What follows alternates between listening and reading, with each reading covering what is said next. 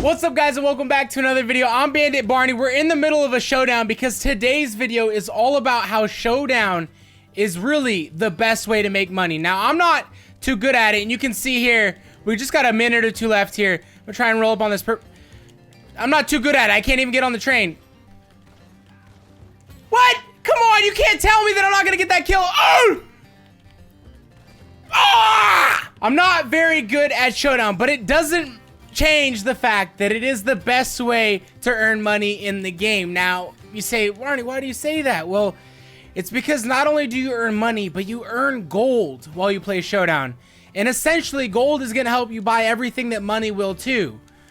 So really, you're looking at what method of money earning that there's nothing else that touches it. No other method even comes close, because no other method can give you gold at the same time. Now I say, even comes close. Come on! Pull the shotgun, dude! I'm so bad. I'm so bad at Showdown. That's why I wish I was better at Showdown, because it is so good at helping you, or at making you earn money. Now, there are some methods that you can earn actual dollar amounts at equivalent or better value. Dude, my gun just doesn't shoot straight! What am I doing, bro? Oh my god! Ah! Let's go! I wish I was good at it. I'm not. But we still took first place. Let's see what the take is. Now, the take's gonna be the most. What you want to be playing is large series Showdown. I didn't even go positive KDA, man. Come on, you're garbage, Barney! You want to play large series Showdown because those are the biggest games, and the way that it works in Red Dead and GTA is that the longer you spend in the game, the more money you earn. So theoretically, you could earn a lot of money if you convinced every single person in a race to just not finish the race, because it would last a while. But right now we got 17 bucks. It was 6 minutes worth of playing, and we got 0.08 of a gold bar, almost 400 experience. This isn't just about my invisible character right now. No, I'm not just gonna play a bunch of series Showdown and show you how much I can earn. I am, however, gonna come out of first person. I'm not an invisible character. I'm gonna go over ability cards and some setting changes that you can make to amplify your ability, make your character a bit stronger in PvP, and help you out in the long run. Now, these changes aren't just for series Showdown and are gonna help you make more money, although they'll be good for that. These are also things that are gonna help you play a smoother game, and more importantly than that, you're gonna be much stronger against griefers. Griefers aren't gonna be able to kill you as quickly. So let me throw on my shirt before I get sunburned, and then let's dive into some of those things. And I'm gonna start out with the settings changes that I didn't even know were something of importance. Like, I didn't realize I could get a tactical advantage over my opponents by just changing some settings, but you truly can. So you're gonna go into settings, and then what you want to do is controls. And these are some preferences right here. I play with vibration just off by my profile on PSN, but does whatever you like, suits you, whatever. Those first three aren't really important. Lock-on mode. So this is basically gonna change how wide of an area you can be away from your target, and then press left trigger and your crosshairs will zoom on the target. I play on normal. You could play on wide or free aim, whatever you want. I think normal is going to be the easiest and best to use, but that's just my opinion. Obviously, aim assist. There's a thing about playing games and playing them with free aim. Like, it can be fun at times to use a controller and be in free aim. No one else is going to be doing that. Theoretically, most people aren't going to be doing that, so make sure your aim assist on full strength, otherwise you're going to be at a disadvantage. Lock-on mode, same, normal, and same thing for the vehicle. Now, here's where we're going to get into things that are going to help us out. Look sensitivity. The higher you can go and still maintain your accuracy is the better. You can see I can't go that high. I tend to be a PC player. I can't go super high.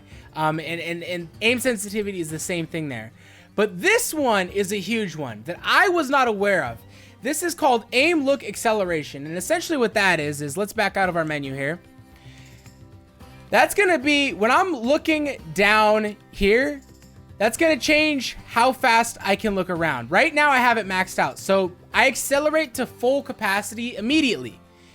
But if that's lower, what's gonna happen is, I'll mimic this with my controller right now, is you're gonna start out slower and then you're gonna speed up into full speed. So it would be like starting slower and it speeds up into full speed. But when you have that maxed out, you're just at full acceleration the whole time. And this is really important for PvP so you can whip around on your opponents and get those shots on them.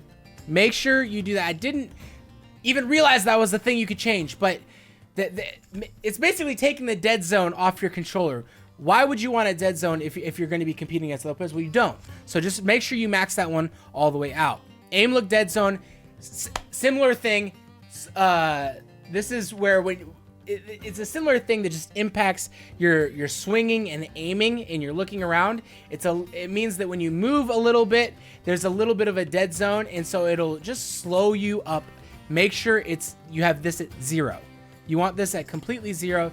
These two things are going to work with each other to slow your aim down, max out the look acceleration, and make sure that your dead zone is at 0. Otherwise, when you're looking around, you're going to have a little bit of dead space.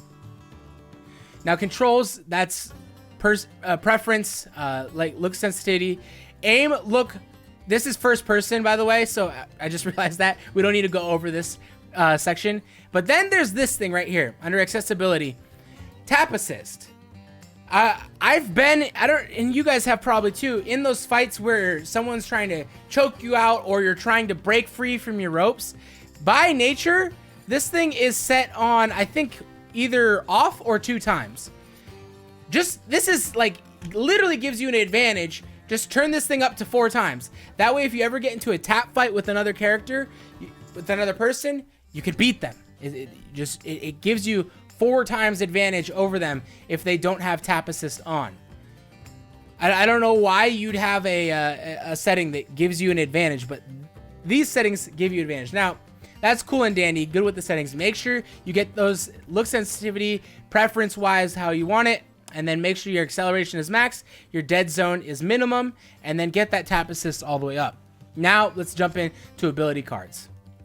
I am not level 40, so I don't have the third passive available, but when we get there, I'll let you know which one is going to help you out a lot. For Deadeye, you want slow and steady, because once you max this thing out, right now I haven't maxed it out. While Deadeye is active, you take much less damage and headshots do not kill you outright. You cannot run or sprint. Essentially, once you have this thing maxed out, a headshot is equivalent to a body shot while you're in Deadeye. So those people out there that are using varmint rifles to shoot you are gonna be at a massive disadvantage because that varmint rifle will only be doing body level damage when you're using your Deadeye.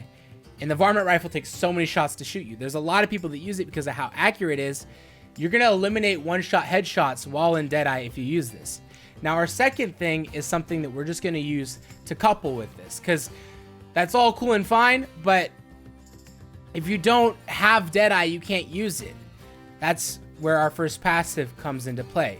And these two cards work perfectly with each other to maintain full level Deadeye and keep using it so you're much stronger than your opponents. And this one is Eye for an Eye. And when we look at this one upgraded, if we go all the way over, I haven't gotten there yet because I just got on to this tip recently and I haven't leveled them up quite. The third passive here, headshots restore a lot of Deadeye. You're going to essentially restore a quarter of your Deadeye for each headshot you get when you're using this ability card. All you need to do, and this works out especially well when you're dealing with griefers, but also when you're playing Showdown series, use your Deadeye for like 60 to 70% of your kills, and then on some of your kills, just take your Deadeye off really quickly, like aim with it on their body, target Ox, still have Deadeye active, and then as soon as you're over the head, take your Deadeye off and shoot them in the head. It's like you barely leave an opening for you to get headshot when you do that, and then you're never going to run out of Deadeye. It's a very, very effective way of maintaining your full Deadeye, and you're essentially being Hulk boosted every time you're fighting. Now for our third one, what we're going to want to do is, this is something that I don't actually have unlocked yet. I'm like literally probably 5,000 experience away from getting this, but you're going to want to put on Strange Medicine. And this is, you regain health whenever you inflict damage. Your health otherwise regenerates at half the normal rate. Now, When you upgrade this to full, you don't regain a little bit of health, you regain a lot of health. Anytime you shoot someone, you regain health, and it doesn't matter that your health regenerates a little bit slower when you're not inflicting damage. At a normal rate, so your health otherwise regenerates at half the normal rate, that doesn't matter. Because the only time you need to have really health is when you're being attacked. And if you're being attacked, you have the opportunity to inflict damage. So it looks like it can hurt you, but it really doesn't hurt you. This is another one. Like, this coupled with your Deadeye being active is just going to make you that much stronger. Now, we're getting into the range, the 40 level range, where some of us aren't there yet, but there's also quite a few of us that are there. There is a ability card in the 40 level range, and I can't open it up because I'm just not a high enough level to even look into that tier. There is an ability card that makes it so that when you have a hat on, the first headshot just knocks your hat off, okay? The first headshot will just knock your hat off instead of killing you. This is a huge advantage, mostly, well, I shouldn't even say mostly, but this is a huge advantage in any fight, especially if you're playing free roam and you're just running around. You don't know if someone's going to grief you. Now, unless they come up to you with a pump shotgun and shoot you in the body, in which case you can use your Deadeye, then if they're going for the headshot, it's just going to knock your head off. Your head off. That would be counterintuitive. It's just gonna knock your hat off, and all you have to do is then engage your Deadeye, and you're good to go. So those are ability cards and settings that can give you an advantage in not just free roam, but in the Showdown series, which is the best way of earning money, because not only are you earning money, but you're earning gold at the same time. Gold can be spent on items as well. Thank you guys for your time. I appreciate you. If you guys enjoyed the video, make sure to sub to the channel for future content. We have daily uploads. And to those of you that are just returning, thank you so much for your support. It means a lot. Channel's growing. Thank you so much, and hope to see you in a future video. Take care.